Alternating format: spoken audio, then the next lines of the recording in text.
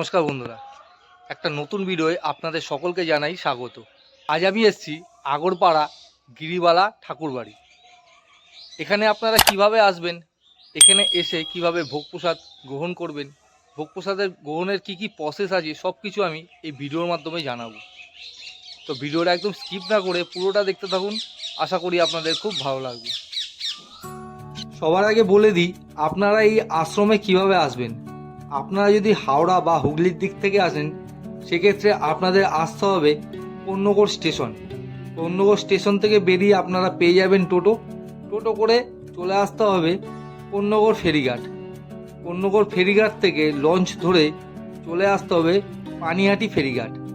পানিহাটি ফেরিঘাট থেকে বেরিয়েই ডান দিকে যে রাস্তাটি চলে গেছে সেই রাস্তাটি ধরে 7 থেকে 8 মিনিট হাঁটলেই আপনারা পেয়ে যাবেন এই মন্দির। অথবা আপনারা টোটো বা অটোও ধরতে পারেন, অটোও রয়েছে। সেক্ষেত্রে আপনাদের টোটো বা অটোতে করে আসলে ভাড়া লাগবে প্রতিজন 10 টাকা। আর আপনারা যদি শিয়ালদা বা নৈহাটির দিক থেকে আসেন সেক্ষেত্রে আপনাদের আসতে হবে ব্যারাকপুর স্টেশনে।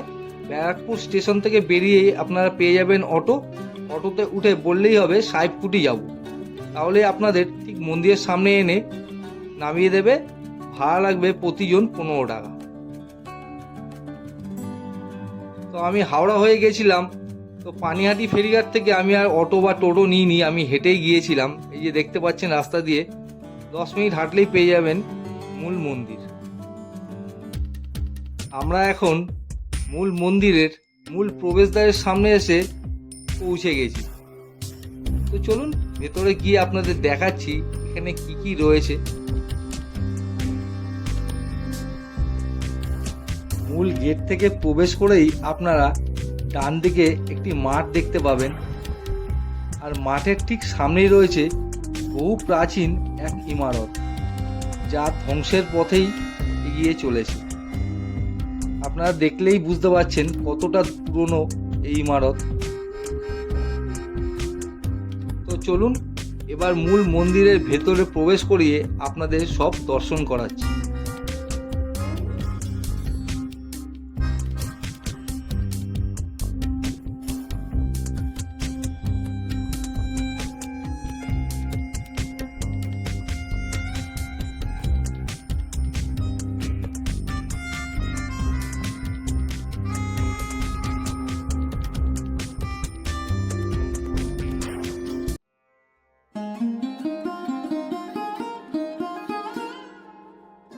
মূল গেট থেকে প্রবেশ করেই আপনাদের সবার প্রথমেই চোখে পড়বে এক সুবিশাল নাট মন্দির। এই যে সামনে দেখতে পাচ্ছেন এটি নাট মন্দির। আর এই মূল গেট থেকে ঢুকতেই ডান দিকে পেয়ে যাবেন এই মন্দিরের অফিস ঘর। এই যে দেখতে পাচ্ছেন এই মন্দিরে ভোগ প্রসাদের ব্যবস্থা রয়েছে। আপনারা চাইলে এই মন্দিরে এসে দুপুরে ভোগ প্রসাদ গ্রহণ করতে পারেন। ভোগ প্রসাদের মূল্য প্রতিজন 100 টাকা। আর আপনাদের 10টার আগে এসে কুপন সংগ্রহ করে নিতে হবে, তাহলেই আপনারা এখানে দুপুরে ভোগ প্রসাদ গ্রহণ করতে পারবেন। মূল গেট থেকে ঢুকেই আপনাদের চোখে নাট মন্দির পড়বে, আর তার ঠিক বাঁ দিক দিয়ে গেলেই আপনারা দেখতে পাবেন এই মন্দিরের বা এই ঠাকুর বাড়ির 6টি শিব মন্দির। তো চলুন এক এক করে সবকটি শিব মন্দির আপনাদের দর্শন করাচ্ছি।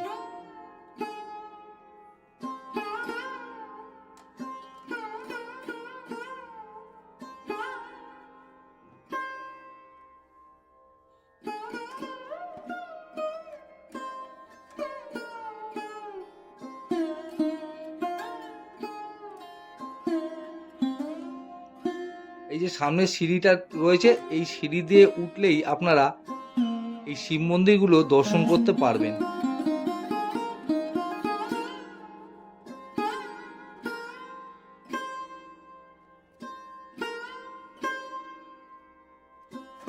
এই দেখতে পাচ্ছেন 1 নম্বর শিব মন্দির হলো রামেশ্বর শিব মন্দির। শিব মন্দিরের উপরে সুন্দর রাধাকৃষ্ণর মূর্তিও করা রয়েছে।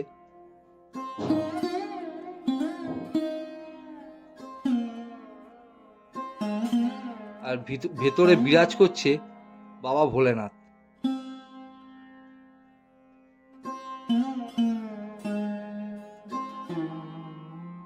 2 নম্বর শিব মন্দির হলো রাজেশ্বর শিব মন্দির।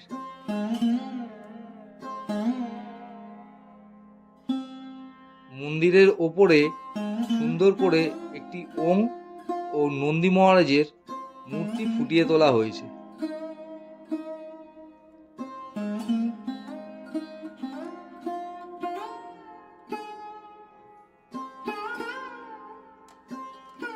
তিন নম্বর শিব মন্দির হলো গোপেশ্বর শিব মন্দির।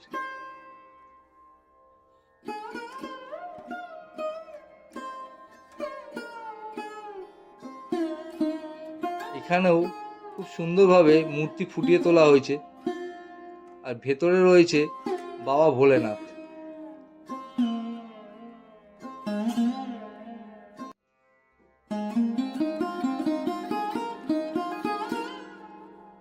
ছটি শিব মন্দিরের মাঝখানে একটি গেট করা আছে গঙ্গার ঘাটে যাওয়ার, সেটি আপনাদের পরে দেখাচ্ছি। এই 4 নম্বর শিব মন্দির হলো তারকেশ্বর শিব মন্দির।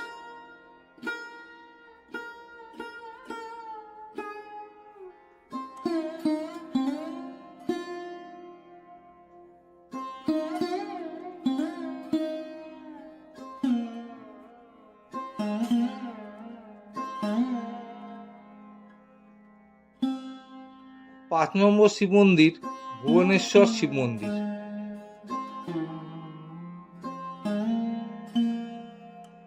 দেখুন কত সুন্দর করে মূর্তিগুলো ফুটিয়ে তোলা হয়েছে এখানে, সামনে দিয়ে দেখতে খুবই সুন্দর লাগছিল।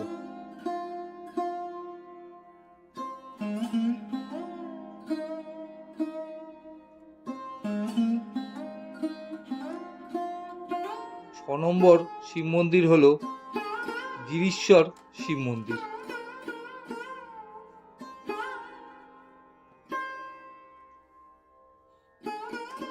এখানে কৃষ্ণর বিভিন্ন লীলা ফুটিয়ে তোলা হয়েছে,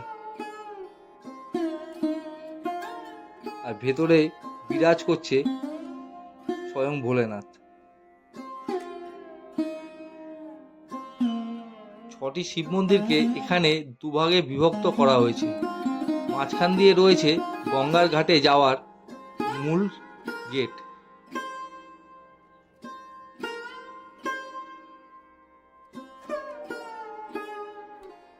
এই যে সামনে আপনারা দেখতে পাচ্ছেন একটি লোহার গেট, এখন তালা বন্ধ করা রয়েছে।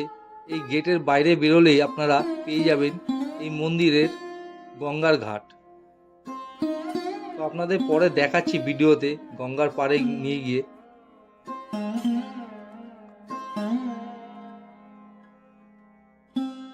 এই গিরিবালা ঠাকুর বাড়িকে অনেকে বলে থাকেন ছোট দক্ষিণেশ্বর, কিন্তু দক্ষিণেশ্বর মন্দিরের মূল দেবতা দেবী দক্ষিণা কালী। এখানে কিন্তু মূল দেবতা রাধা গোবিন্দ জিউ। এই মন্দিরটির সঙ্গে অবশ্য দক্ষিণেশ্বর মন্দিরের আরও একটি যোগসূত্র রয়েছে, তা হলো দক্ষিণেশ্বর মন্দির যিনি তৈরি করেছিলেন তিনি রানী রাসমণি, আর এই মন্দিরটি যিনি তৈরি করেছিলেন তিনি সেই রানী রাসমণির নাত বউ, জানবাজারের গোপালকৃষ্ণ দাসের বিধবা স্ত্রী গিরিবালা দেবী। মন্দিরটি তৈরি হয়েছিল 1318 সালের 18ই জ্যৈষ্ঠ। চারপাশ প্রাচীর দিয়ে ঘেরা, প্রাঙ্গণের মধ্যখানে মন্দির, উঁচু বেদি, তার উপর রয়েছে এই মন্দির। প্রবেশ পথে 3টি খিলানযুক্ত এই মন্দির দক্ষিণমুখী। মন্দিরে ওঠার সিঁড়ির দুপাশে পাথরের 2টি নারীর মূর্তি, যাদের হাতে রয়েছে কাচের বাতিদান। মন্দিরের চারপাশে কার্নিশগুলো বাঁচানো। মন্দিরের পশ্চিম দিকে রয়েছে গিরিবালা ঘাট, রয়েছে নহবতখানা এবং নাট মন্দিরও। এই মন্দির তৈরি করতে সেই সময় 3.5 লক্ষ টাকা খরচা হয়েছিল।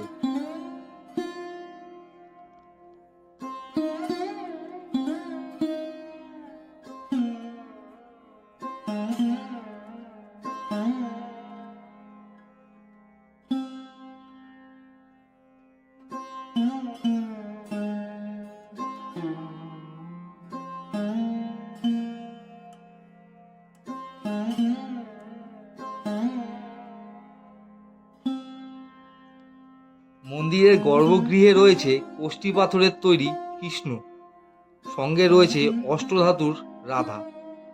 এছাড়া রয়েছে গণেশ, নারায়ণশিলা ও অন্যান্য দেবদেবীর মূর্তি।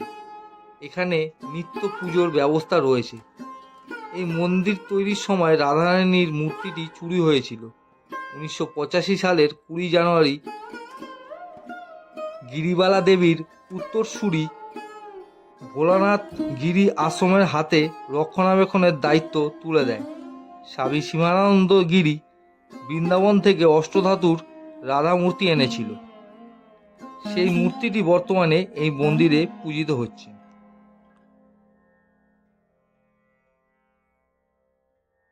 কলকাতার খুবই কাছে রয়েছে এই মন্দির। আপনারা যদি চান একটা দিন এখানে এসে খুব সুন্দরভাবে সারাটা দিন কাটিয়ে যেতে পারবেন। একদম শান্ত নিরিবিলি পরিবেশের মধ্যে রয়েছে মন্দিরটি।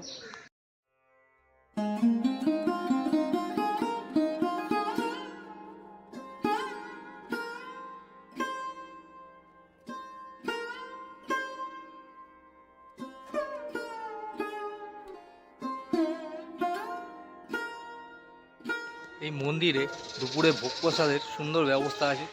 আপনারা যদি চান এখানে এসে ভোগ প্রসাদ গ্রহণ করবেন, তাহলে অবশ্যই 10টার মধ্যে এসে 100 টাকার বিনিময়ে এখান থেকে এখানে যে অফিস ঘর আছে সেখান থেকে কুপন সংগ্রহ করে নেবেন।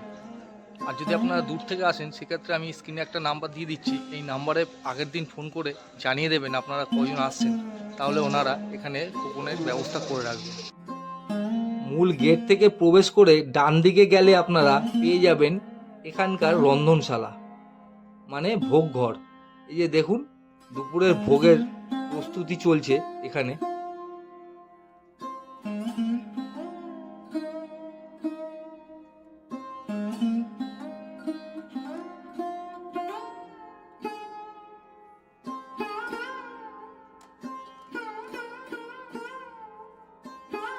মন্দিরে প্রতিষ্ঠা উৎসব রাধা অষ্টমী, জন্মাষ্টমী, দোলযাত্রা, স্নানযাত্রা, ঝুলন, রাসযাত্রার মতো বিভিন্ন উৎসব পালিত হয়। শিবরাত্রির দিন সারা রাত এখানকার শিব মন্দিরগুলোতে পুজো হয়।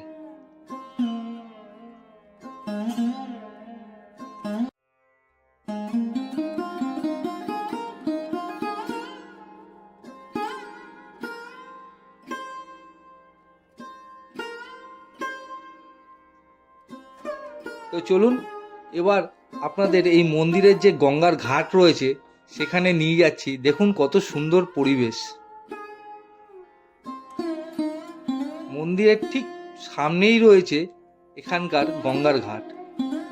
আপনারা চাইলে এখানে এসে অনেকটা সময় কাটিয়ে যেতে পারেন।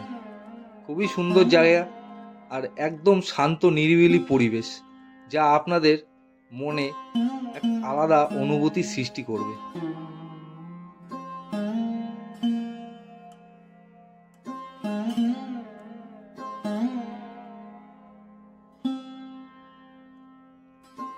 আর এই গঙ্গার ঘাটের ঠিক ডান দিকেই রয়েছে একটি তারামা মন্দির।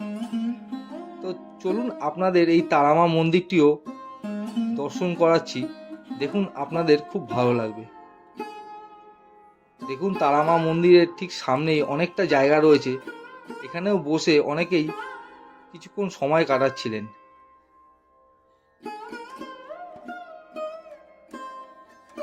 মন্দিরের ভেতরে রয়েছে একটি তারামার সুন্দর বিগ্রহ, আর পাশেই রয়েছে দেবাদি দেব মহাদেবের একটি বিগ্রহ। আপনারা যদি এই গিরিবালা ঠাকুরবাড়ি মন্দিরে আসেন, অবশ্যই এই গঙ্গার পাড়েই রয়েছে এই তারামা মন্দির। এই তারামা মন্দিরটিও দর্শন করবেন, আপনাদের খুব ভালো লাগবে।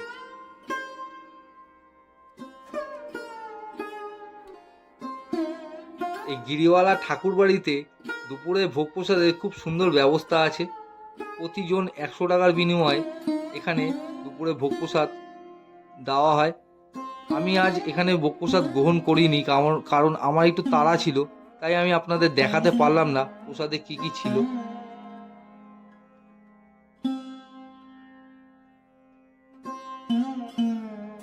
তো এই গিরিবালা ঠাকুরবাড়ি সম্পর্কে আশা করি আপনাদের সমস্ত তথ্য আমি সঠিকভাবে দিতে পেরেছি। আপনারা এখানে কিভাবে আসবেন, এখানে এসে কিভাবে ভোগ প্রসাদের কুপন সংগ্রহ করবেন, আপনারা এখানে কি কি দেখবেন, সব কিছু এই ভিডিওর মাধ্যমে জানালাম। আশা করি আপনাদের ভিডিওটা ভালো লাগবে। যদি ভিডিওটা ভালো লাগে অবশ্যই একটি লাইক করবেন আর চ্যানেলটিকে সাবস্ক্রাইব করে আমার পাশে থাকবেন।